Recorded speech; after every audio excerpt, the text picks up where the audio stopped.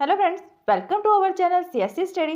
Last video में हम कर रहे थे प्रोग्राम कंट्रोल आईओ मेथड, जिसमें हम मोड ऑफ ट्रांसफर का फर्स्ट मेथड कर रहे थे। उसके अंदर हमने 3 पार्ट्स में कवर किया, उसका इंट्रोडक्शन पार्ट, उसकी वर्किंग प्लस डायग्राम के थ्रू भी हमने उसको समझा कि कैसे वर्किंग होती है और थ्योरिकल वर्किंग भी हमने देख ली। अब ये है हमारा प्रोग्राम कंट्रोल आईओ का पार्ट नंबर 4 या कहें कि लास्ट पार्ट। इस पार्ट में प्रोग्राम कंट्रोल आईओ जो है कंप्लीटली कंप्लीट हो जाएगा। इसके बाद ऐसे कोई भी आई थिंक टॉपिक नहीं होगा जो इसके अंदर से स्किप हुआ हो। 1 बाय 1 पॉइंट हमने डिस्कस किया है और ईच एंड एवरी पॉइंट को बहुत क्लियरली एक्सप्लेन भी किया है।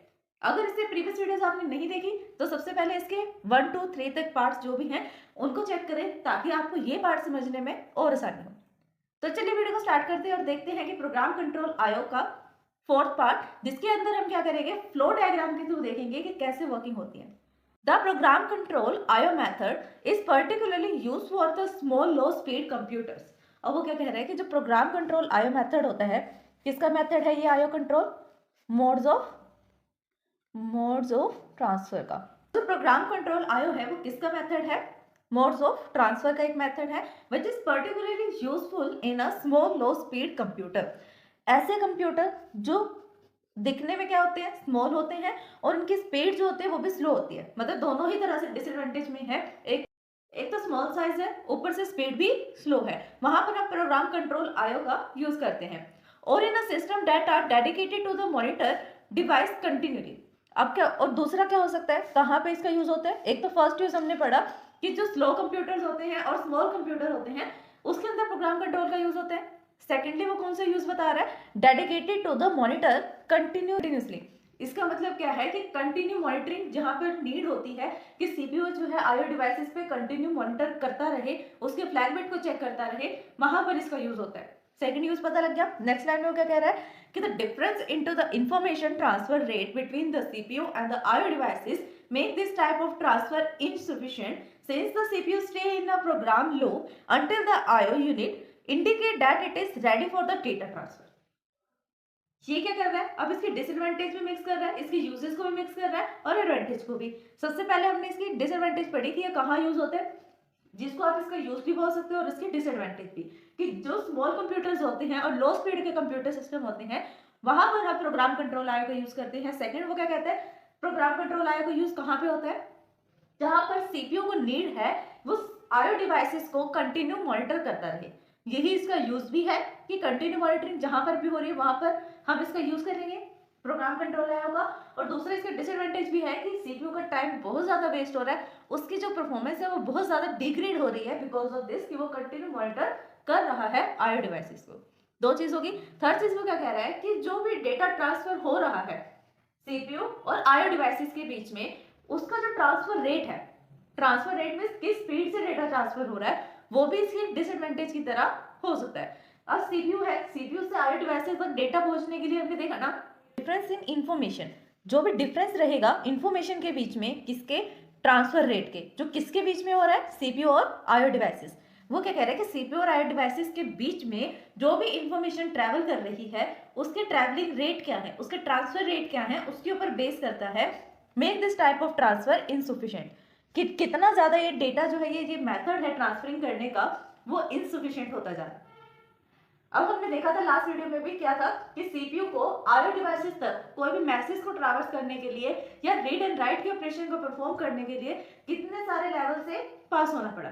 सबसे पहले सीपीयू था, सीपीयू के बाद जो बसेस आती हैं, data bus, address bus, read write operation जो था वो किसके पास जा रहा है? आईओ इंटरफेस के पास। और आईओ इंटरफेस के पास क्या है? एक एड्रेस डिकोडर है, डेटा रजिस्टर है, स्टेटस रजिस्टर है, प्लस उसके साथ एक फ्लैग बिट है। फिर जो आईओ इंटरफेस था वो आईओ डिवाइसेस से इंटरेक्ट करेगा, किसके थ्रू? हैंडशेकिंग मेथड के थ्रू, है ना। जो भी एक्नॉलेजमेंट आएगी उसके थ्रू क्या करेगा? सीपीयू जो है आईओ डिवाइसेस से इंटरेक्ट कर सकता है। अब एक छोटे से काम के लिए उसको कितना ज्यादा ट्रैवर्स करना पड़ा, कितने सारे डेटा से हमारा डेटा जो है पास होकर गया, कितने सारे फिल्टर्स लगे उसके ऊपर। तो यही चीज वो कह रहे हैं कि एक सीपीयू के बीच में, सीपीयू से आईओ डिवाइस तक जाने के लिए जो भी डेटा हमने ट्रैवर्स करना था वो डेटा का ट्रांसफर रेट क्या हो गया? स्लो हो गया। इसलिए ये मेथड क्या है? इनसुफिशिएंट है, मतलब अच्छे से यूज होने के लिए नहीं है। इस the CPU stay in a program loop, बात भी कि ये जो मेथड है वो इनसुफिशिएंट है, फिर भी जो सीपीयू है वो कंटिन्यूअस लूप में फंसा रहता है आईओ डिवाइसेस के स्टेटस बिट को मॉनिटर करने के लिए। वो उसी लूप में घूमता रहेगा जब तक उसको बिट 1 नहीं मिल जाता, जबकि उसको पता है कि डेटा इनसफिशिएंट है या ट्रांसफर जो है ये मोड वो इनसफिशिएंट है, फिर भी वो क्या करता रहता है, स्टे करता है प्रोग्राम लूप में until the IO unit indicate that is ready for the data transfer. जब तक आईओ यूनिट उसको ये नहीं कह देता कि हाँ मैं अब डेटा ट्रांसफर के लिए रेडी हूँ। In this way the method keep to the process busy needlessly. इसीलिए इस तरीके में ये जो हम मेथड यूज कर रहे हैं इसमें क्या होता है, method keep the processor means CPU. इसमें क्या होता है, इस मेथड में ये सीपीयू को नीडलेसली का मतलब क्या है, नीड मतलब जिसकी जरूरत हो और लेसली मतलब जिसकी जरूरत नहीं है। नीडलेसली का मतलब होता है कि जरूरत ना होने पर भी सीपीयू को इस मेथड में बिजी रखा जा रहा है, जबकि ऐसा नहीं होना चाहिए क्योंकि इससे सीपीयू की परफॉर्मेंस डिग्रेड होती है। अब देखते हैं हम एक फ्लो चार्ट जिसके थ्रू आपको ये फाइनल डायग्राम से पता लग जाएगा। जैसे हमने डायग्राम समझा था, डायग्राम में जो भी था बिल्कुल सेम वर्किंग रहेगी, बस उसको हमने फ्लो चार्ट के फॉर्म में ड्रॉ किया हुआ है। अब देखो यहाँ पर क्या है, read status register. Read status register, अभी स्टेटस रजिस्टर कहाँ पे था, आईओ इंटरफेस में था ना स्टेटस रजिस्टर, लास्ट कंपोनेंट जिसके साथ एक फ्लैग बिट होती है।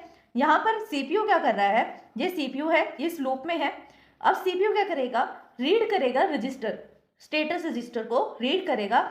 उसके अंदर क्या रीड करना है, उसको चेक द फ्लैग बिट को चेक करेगा 1 है या 0 है। अगर तो फ्लैग बिट 0 है देन वापस से चेक करता रहेगा कि अभी डेटा ट्रांसफर नहीं कर सकते लाइक दिस। ये तो है बात 0 की। अगर डेटा हो गया 1, फ्लैग बिट है 1, देन वो क्या करेगा, डेटा रजिस्टर पे जाएगा, उसको रीड करेगा जो भी उसको डेटा रीड करना है। देन क्या करेगा, ट्रांसफर कर देगा डेटा को मेमोरी में, transfer data to the memory. फिर जो भी उसको ऑपरेशन परफॉर्म करना है वो परफॉर्म हो गया। अगर तो हो गया तो प्रोसेस क्या होगा, कंटिन्यू करेगा किसी नेक्स्ट प्रोग्राम के लिए। अगर नहीं हुआ वापस से जाएगा, स्टेटस बिट रजिस्टर को चेक करेगा, फ्लैग बिट चेक करेगा। अगर फ्लैग बिट 0 है तो वापस चेक करता रहेगा, जब तक 1 नहीं होती है इसी लूप में रहेगा, इसी लूप में घूमता रहेगा सीपीयू जब तक फ्लैग बिट उसकी 1 नहीं हो जाती। अब 1 हो गई, वापस से डेटा रजिस्टर में जाएगा, डेटा को रीड करेगा, ट्रांसफर करेगा उसको मेमोरी में, ऑपरेशन कंप्लीट हो गया, देन एग्जिट हो जाएगा, किसी नेक्स्ट ऑपरेशन पे जाएगा। अगर नहीं हुआ तो वापस घूमता रहेगा, अगर हो गया तो किसी नेक्स्ट प्रोग्राम पर चला जाएगा, उसको एग्जीक्यूट करेगा। तो फ्रेंड्स ये था हमारा आज का टॉपिक, फाइनल टॉपिक, जिसके अंदर हमने 4 प्रोग्राम कंट्रोल आईओ मेथड को डिस्कस किया है। ईच एंड एवरी पार्ट को 1 बाय 1 हमने एक्सप्लेन किया है। आई होप कि आपको सारे पार्ट अच्छे से क्लियर होंगे।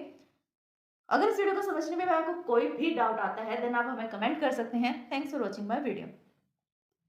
अगर आप सीएससी में ऑल सब्जेक्ट्स में थ्योरेटिकली एंड प्रैक्टिकली परफेक्ट होना चाहते हैं तो हमारे चैनल सीएससी स्टडी को सब्सक्राइब करें, बेल आइकन को प्रेस करें ताकि सबसे पहले अपडेट आपको मिले। वीडियोस को लाइक, शेयर, सब्सक्राइब करना, कमेंट करना ना भूलें।